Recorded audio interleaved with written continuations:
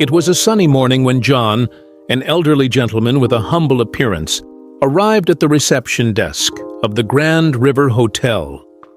His clothes were visibly worn, with patches on the elbows of his jacket and pants that had seen better days. He carried a small leather suitcase as old as he was, marked by time and travel. John paused for a moment at the entrance, observing his surroundings. The hotel lobby was a spectacle of luxury and opulence, with crystal chandeliers hanging from the high ceiling, polished marble floors, and sumptuous floral arrangements in every corner. The guests circulating in the lobby were impeccably dressed, exuding wealth and sophistication. Taking a deep breath, gathering courage, he approached the reception desk, where a young woman named Sandra was working. She was focused on her computer, typing rapidly. Noticing John's presence, she looked up, and a look of surprise and slight disdain quickly crossed her face. John smiled kindly, adjusting his glasses on the bridge of his nose. "Good morning, young lady. I would like a room, please," he said in a gentle and polite voice, full of expectation. Sandra hesitated for a moment, clearly surprised by the request. She looked him up and down, noting every detail of his modest appearance. "Do you have a reservation?" she asked, trying to keep her voice neutral, but unable to completely hide the tone of doubt. Sandra tried to maintain professional composure, but it was evident that John's appearance made her uncomfortable. She couldn't imagine someone with such simple and worn clothes as a suitable guest for a hotel of such elegance. Sensing her hesitation, John pulled out his wallet from the inner pocket of his jacket and opened it, revealing a credit card. "No, I don't have a reservation, but I would like a room if possible," he said. Sandra glanced quickly at the card, but her skeptical expression remained. "Sir, unfortunately, we are fully booked and don't have any rooms available at the moment," she replied, trying to sound convincing. "Moreover, our rooms are quite expensive. Perhaps another simpler hotel might better suit your needs." John kept his gentle smile, although his eyes showed slight disappointment. "I understand," he said calmly, "but could you please check again? I am willing to pay whatever price is necessary." Sandra hesitated once more, but decided not to relent. "Sir, we really don't have any availability at this time," she insisted, her voice now firmer. "I apologize for the inconvenience." John, still maintaining his calm demeanor, stepped away from the desk, looking around the lobby in the hope of finding someone who could help him.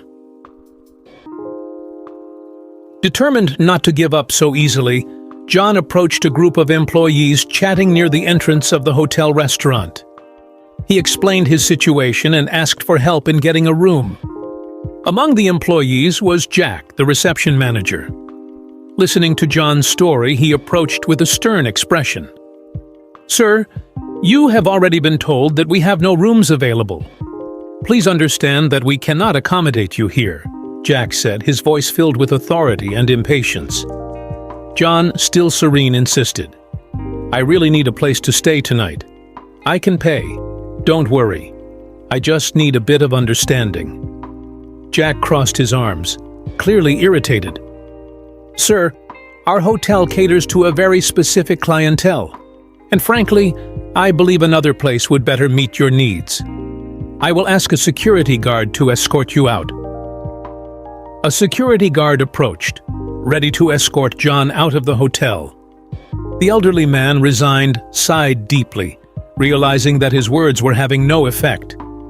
He thanked them once again with dignity and began to follow the guard toward the back exit, his slow and tired steps reflecting the frustration of yet another injustice. As John walked toward the exit, he felt the weight of injustice on his shoulders.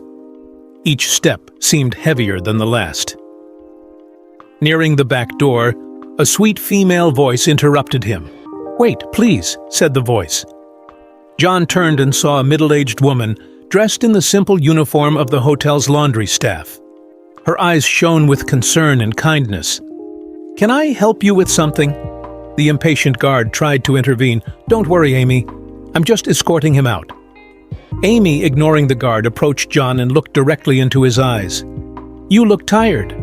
Do you need something?" John, touched by the unexpected kindness, replied, "I just needed a place to stay tonight, but it seems that won't be possible here." Before Amy could respond, Jack appeared again, his face a mask of irritation. "What is going on here? I already said he has to leave. This is not the place for him." Amy, with a courage that surprised everyone, confronted Jack. "Jack, this isn't right. He's just looking for a place to rest. We should help, not expel." Jack scoffed incredulously. "Amy, you don't understand the hotel policy. He doesn't fit our client profile. Now please, let the guard do his job." But Amy was not intimidated. "And where is the humanity in this policy? We can't just treat him as if he were invisible." Jack, visibly frustrated, signaled to the guard. "Escort them both out if necessary. I don't have time for this." The guard, however, hesitated. Amy's courage seemed to have shaken his resolve. Jack, furious, returned to the lobby, leaving Amy and John alone at the entrance. Amy turned to John, her eyes still full of compassion. "Come with me," she said, extending her hand. "I have something for you." She led him to a small break room used by the laundry staff. Along the way, she took a headache pill from her bag and a bottle of water. "Take this. It will help a bit." John accepted gratefully, swallowing the pill with a sip of water. "Thank you, dear. You are very kind." Amy smiled. "It's nothing. I couldn't let you go without helping. If you need a place to rest, my home is open to you.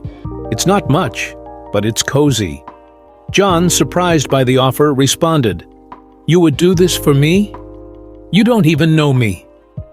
Amy nodded, her eyes shining with sincerity.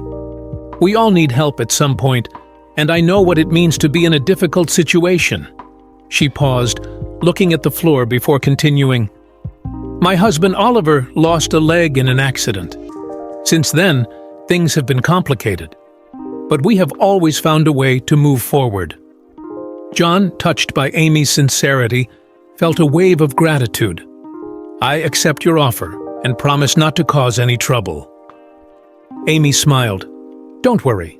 Let's go home and you can rest there. Tomorrow we will see what to do." So, Amy led John out of the hotel, taking him to a place where he would finally find warmth and kindness. During the journey to her home, Amy and John talked, sharing a bit of their lives. John discovered that Amy was a woman of surprising strength and resilience. She told him about her husband Oliver and the struggle they had faced after the accident that cost him his leg. "It happened a few years ago," Amy began as they walked through the crowded streets. "Oliver worked in construction. He was always a strong and independent man. One day, an accident at work changed everything. A piece of machinery fell, crushing his leg.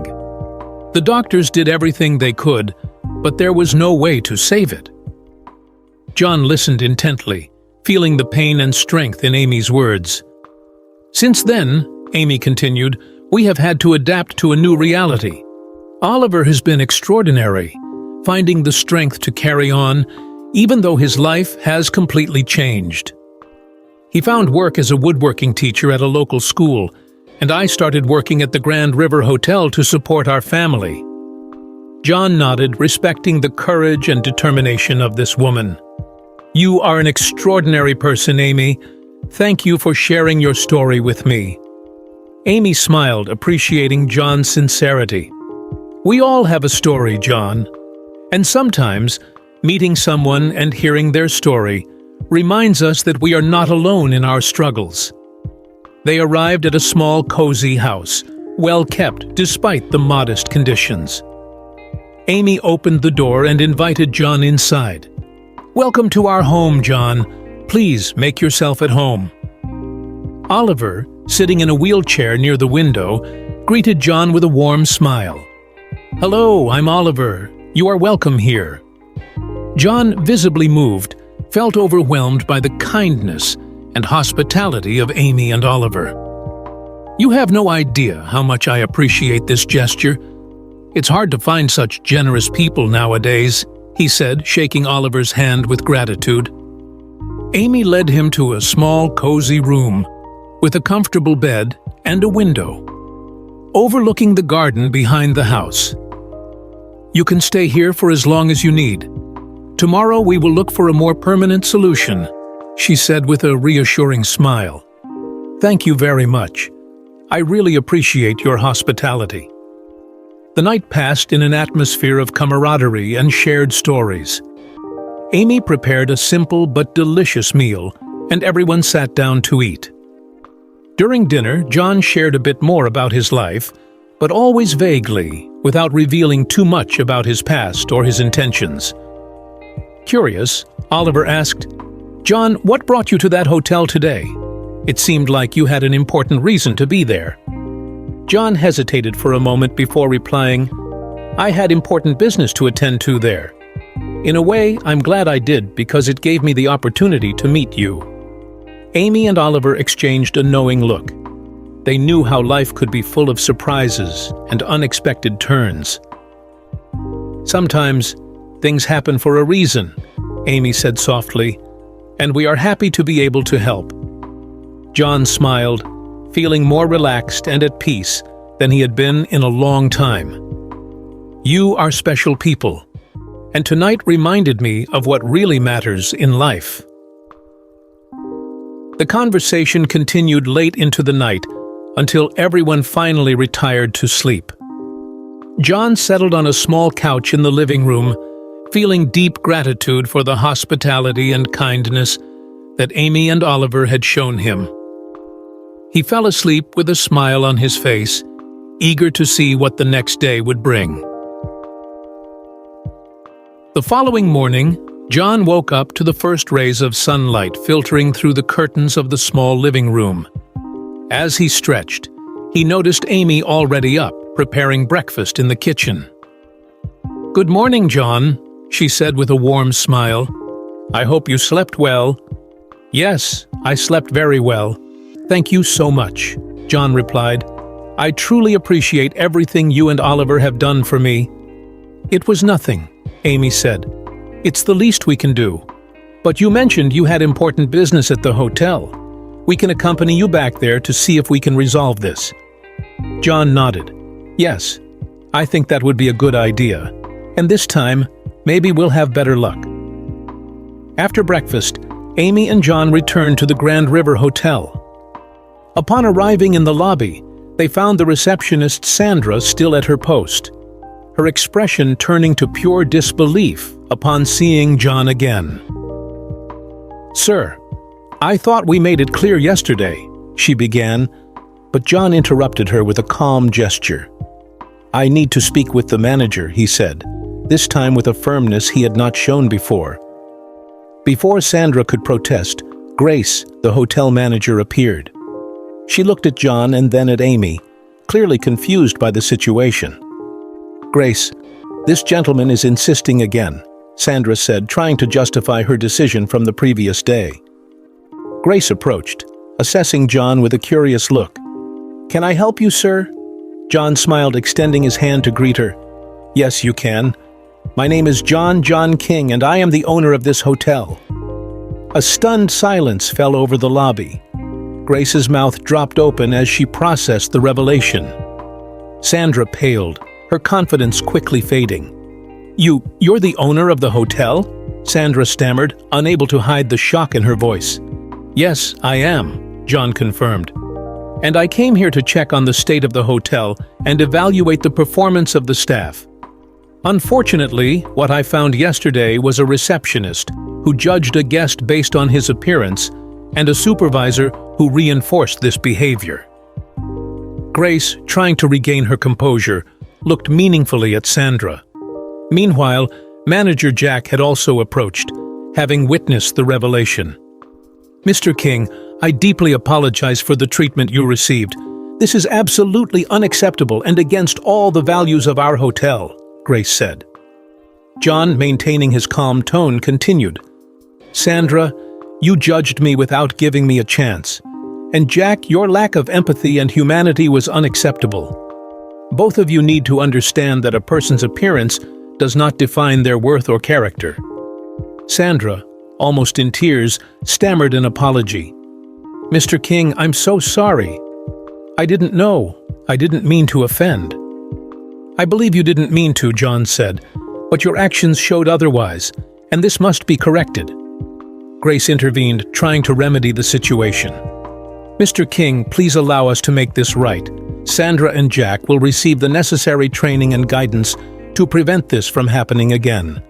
I promise that steps will be taken." John looked at Amy, who was watching him intently. He knew her kindness deserved to be recognized and rewarded. "Before any decisions, I want to introduce Amy. She showed a humanity and kindness that should be exemplary for all the employees of this hotel. Without her, I would have spent the night on the street." Grace nodded, recognizing the importance of John's words. "Of course, Mr. King. Amy, we greatly appreciate your attitude. You are an example of how we should treat our guests." John smiled at Amy.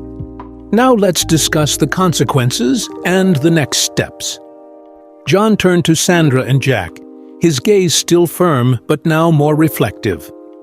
"As the owner of this hotel, it is my duty to ensure that all our guests are treated with dignity and respect, regardless of their appearance." He paused, letting his words resonate. "Sandra, you will be assigned an internship in the hotel service area, where you will learn the importance of every function and how teamwork is essential for our operations' success. This will help you develop your empathy and understanding for the hard work of all employees." Sandra nodded, still shaken, but accepting the opportunity to learn and redeem herself. "Jack," John continued, "your lack of compassion and hasty judgment was unacceptable. You will be suspended for a period to reflect on your actions. Upon your return, you will be required to participate in an intensive training program focused on customer service and empathy." Jack tried to protest, but the words died in his throat. He knew he had no justification for his behavior. John then turned to Grace. "Grace, you have the responsibility to ensure that proper training and orientation are provided to all employees to prevent this from happening again. We will review our policies and ensure everyone understands the importance of respect and equality." Grace nodded vigorously. "Yes, Mr. King. We will implement these changes immediately. Thank you for the opportunity to correct our mistakes." After resolving the internal matters, John focused his attention on Amy. "Amy, your kindness did not go unnoticed. Your action changed the course of my day and reminded me of the importance of compassion and empathy." John signaled, and a hotel employee approached with an envelope in hand. "As a thank you, I want to offer you and Oliver a state-of-the-art prosthesis that will give him much greater mobility. Additionally, you will have a new, more comfortable home, and I would like to fund an administration course for you, so you can expand your skills and have more opportunities in the future." Amy was speechless, with tears of gratitude streaming down her face. "Mr. King, I don't know how to thank you. This is more than I could have ever dreamed." John smiled, gently placing a hand on her shoulder. "Believe me, Amy, you deserve this, and much more. Your kindness and courage are an example for all of us." The employee handed the envelope to Amy, who accepted it with trembling hands. Oliver, who had come over to see what was happening, approached in disbelief upon hearing the good news. "Is it all true?" Oliver asked, his voice breaking with emotion. "Yes, it is," John confirmed, "and I hope these changes bring you the same happiness that your kindness has brought to me." Amy and Oliver embraced, their tears now of joy and relief. The hotel lobby, once a place of prejudice and judgment, was now filled with a sense of justice and renewal. As Amy and Oliver were still recovering from the emotion, John took a moment to reflect on the events of the past few days. The unexpected kindness he had received from Amy and Oliver reminded him of something he had always believed. Simple acts of compassion and empathy can have a profound and lasting impact. He thought about how, in his youth, he too had received help from strangers during difficult times. Those small acts of kindness had shaped him and helped him get to where he was today. Amy and Oliver's generosity had not only offered him a place to rest, but also renewed his faith in humanity. John turned to the hotel employees who had witnessed the scene. "I want everyone to remember what happened here. Amy and Oliver's kindness is rare and precious. They didn't know who I was, but they helped me when I needed it the most. This is something we should all aspire to in our lives." The employees listened in silence, absorbing John's words. They realized they had much to learn from this man who, despite his modest appearance, was an example of dignity and humility. John then addressed the guests present in the lobby, many of whom had been following the situation from the beginning. He knew this was a unique opportunity to share an important lesson on compassion and prejudice. "Ladies and gentlemen," he began, "what has happened here over the past few days is a powerful reminder that we must treat everyone with respect and dignity, regardless of their appearance or circumstances. True wealth is not in what we possess, but in how we treat others." He paused, looking at Amy and Oliver with gratitude. "The kindness they showed me is something I will never forget. I hope we can all carry this lesson into our daily lives and do our best to help others, just as they did for me." Applause began to fill the lobby, growing louder as more people joined in. Amy and Oliver, still moved, embraced John once again, grateful not only for the help they had received, but also for the opportunity to inspire so many other people. John looked at the audience, his heart full of gratitude and hope. Always remember, acts of kindness can change lives. Let's all do our part to make this world a better place for everyone. With this, John smiled, feeling that the true spirit of the Grand River Hotel had been restored. If this story moved you, don't forget to like, subscribe to the channel, and ring the bell to not miss any of our upcoming videos. Take the opportunity to watch other videos on our channel. They will lift your mood and inspire your life. Your participation is very important to continue bringing inspiring stories like this one. Thank you for watching, and see you next time.